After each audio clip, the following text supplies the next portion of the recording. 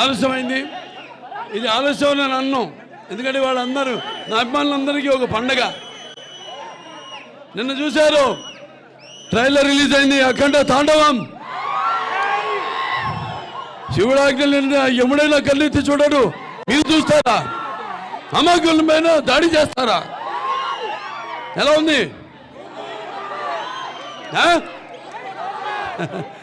ఏదైనా భావిస్తున్నాని జన్మాంతర సౌహృదాన్ని అంటారు.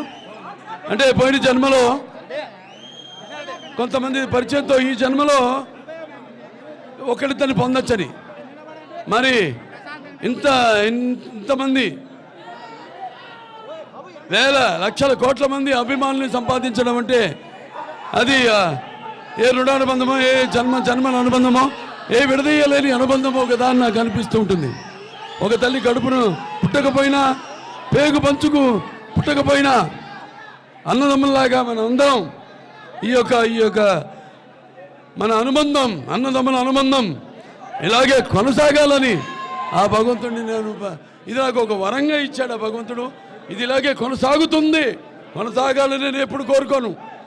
నేను జన్మలో దేవుడిని పూజ చేసినప్పుడు నాకు ఇది దేవుడా అది దేవుడా నేను కోరుకోను. నేను కోరుకునేదల్లా శాంతి, అందరూ బాగుండాలి.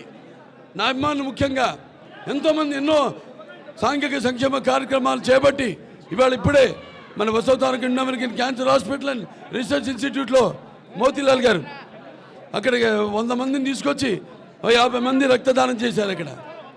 అలాగే ఒకటి కాదు, అందరూ ఒక ఎన్టీ రామారావు గారిని ఆదర్శంగా తీసుకుని,